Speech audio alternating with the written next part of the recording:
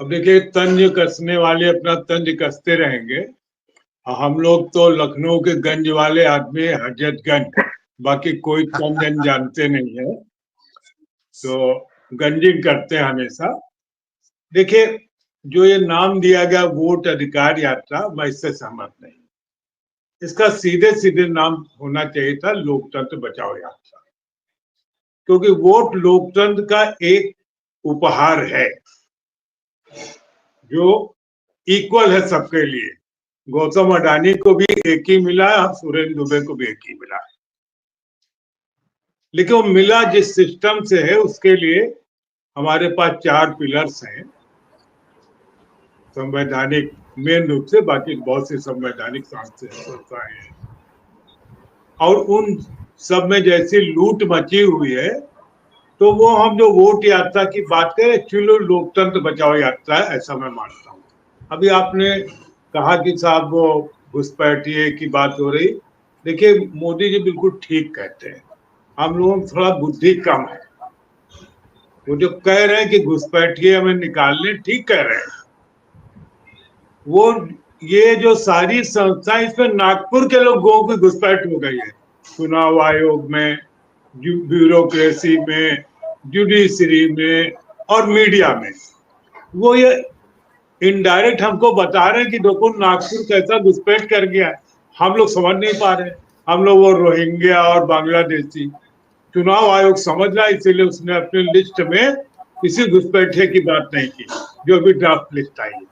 हाँ, वो पहले कह रही थी ड्राफ्ट लिस्ट के पहले कि हम करेंगे, लेकिन उसको समझ में आया कि यार ये तो सब नागपुर के भाजपा के ही लोग हैं, इनका हम कर देंगे तो हम तो अपने मालिक की बुराई करेंगे, ठीक नहीं है। और एक मैं जानना चाहता हूँ राहुल गांधी की तरफ। देखिए, राहुल गांधी 1300 किलोमीटर लगभग बिहार में यात्रा करेंगे। वो लगातार मशाल लिए पूरे देश में दौड़ रहे हैं लोकतंत्र को बचाने के लिए, इसीलिए मैंने कहा लोकतंत्र बचाओ। अलग अलग नाम से उन्होंने मोहब्बत की दुकान से शुरुआत की, और अब तो इस देश को राहुल गांधी का शुक्रगुजार होना चाहिए, और राहुल गांधी को भाजपा सरकार का शुक्रगुजार होना चाहिए कि अभी तो ये यात्रा करने का मौका उनको पूरे देश में मिले। अभी 26 में जितनी जगह चुनाव है, भाजपा सरकार कोई एसआईआर बंद नहीं कर देगी, तो इस बहाने राहुल गांधी को पूरे देश में यात्रा करने का, अपनी बात कहने का मौका मिलेगा। तो मेरा ख्याल है इस 26 के अंत तक वो इस देश के एकमात्र ऐसे नेता हो जाएंगे जो सबसे ज्यादा इस देश में जिसने यात्रा की हो, पॉलिटिकल यात्रा की हो। वैसे देखिए, यात्राओं से समाज बनते हैं। यात्रा साहित्यकार करते हैं, यात्रा आध्यात्मिक लोग करते हैं, और कहां से हुए इंसान चले आए इंडिया में यात्रा करने के लिए। वास्को डी गामा इंडिया चले आए यात्रा। तो जो लोग कुछ बड़ा करते हैं वो यात्रा के जरिए ही करते हैं। तो मुझे लगता है कि राहुल गांधी एक बड़ा काम कर रहे हैं, और सरकार, हम कतई ये नहीं मानते कि किसी कुछ ऐसा करने जा रही है। आज चुनाव आयोग अपने प्रेस कॉन्फ्रेंस पे वो ये बताएगा कि देखिए चुनाव आयोग जो सरकार सुप्रीम कोर्ट ने ऑर्डर दिया था उसको हम लागू कर रहे हैं।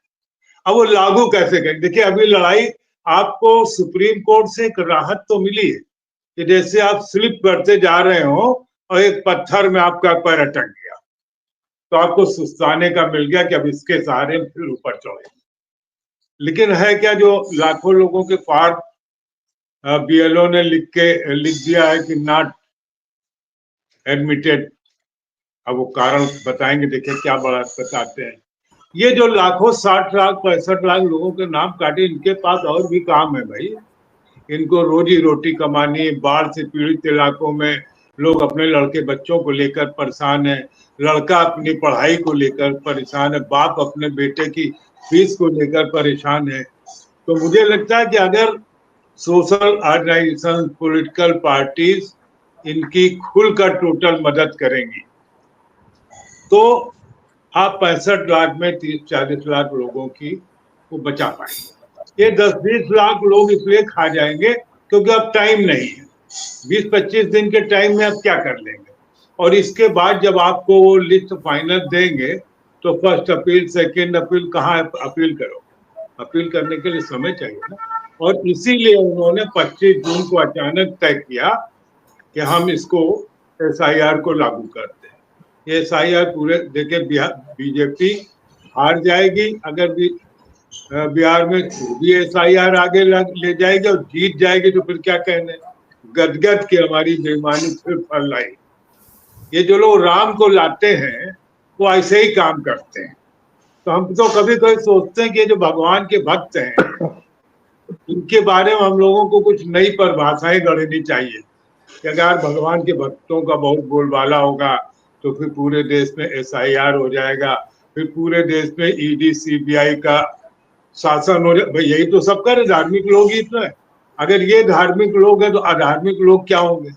लेकिन मुझे लगता है कि इस जो अभी टाइम बचा है और इसीलिए राहुल गांधी उसी स्पीड से यात्रा कर रहे हैं ताकि उनको मालूम है कि लड़ाई अभी हमको अन्य राज्यों में भी ले जानी और बीजेपी के पास अब वोट चुराने के अलावा कोई रास्ता नहीं रह गया। देखिए EVM से बेईमानी करके उन्होंने देख ली, वोटर लिस्ट से नाम काट, छोटे मोटे स्तर पर नाम काट के देख लिया, एक मकान में 200 वोट बना के देख लिया। तो इसलिए आपके 60-70 लाख भाई राजीव कुमार ने जितना कर दिया था अब ज्ञानेश को दिया गया। तो ज्ञानेश ने कहा भाई हम क्या कर सकते हैं, हम यही कर सकते हैं कि जैसे कोई एथलेटिक रेस हो रही हो तो 3-4 लेन बनी होती है धावकों के लिए, तो हम बाकी 3 लेन हटा दें, एक ही लेन रहेगी भाजपा की, बस वही अकेले दौड़ते दिखाई पड़ेंगे। और उसमें इनका जो भाजपा का पन्ना प्रमुख वाला कार्यकर्ता है उसने बाकायदा लिस्ट तैयार कर रहे, मुझे इसकी पूरी जानकारी है। सारे देश में उनके पास जो पन्ना प्रमुख है उन्होंने वो ऐसी वोटर लिस्ट तैयार कर रखी है कि जो भाजपा माइंडेड है और जो भाजपा से अलग वाले हैं या जा सकते हैं। तो चुनाव आयोग का पूरा प्रयास है कि जो भाजपा के अलग वाले वोट हैं इनके नाम काट दिया जाए। हाँ, और इसी SIR में एक संकट और है, कितने लोग वो जोड़ देंगे इसको भी तो आपको देखना है ना, और समय आपके पास बहुत कम है। तो एक एक दिन चुनाव आयोग गिन रहा है कि कैसे 23 सितंबर है या क्या लास्ट डेट है कि वो डेट खत्म हो और हम सुबह अनाउंस कर दें notification issued for the election of the Bihar assembly. तो ये काफी कठिन यात्रा है और इस देश को राहुल गांधी को थैंक यू कहना चाहिए कि उन्होंने जितनी हिम्मत दिखाई है और जिस ढंग का इस समय माहौल है और जिस ढंग के खतरे भी हैं। लेकिन अब जो लड़का, हम तो लड़का ही कहेंगे, अपने परिवार के 3 लोगों के शहादत की बात भी तेजी से घूम रहा है खुलेआम, तो मानना चाहिए कि हाँ उसके अंदर ये जज्बा है, वो इस देश के लोकतंत्र की रक्षा वाकई करना चाहता है। इसीलिए मैं कहता हूं उसको वोट अधिकार यात्रा के बजाय लोकतंत्र बचाओ यात्रा का नाम देना चाहिए।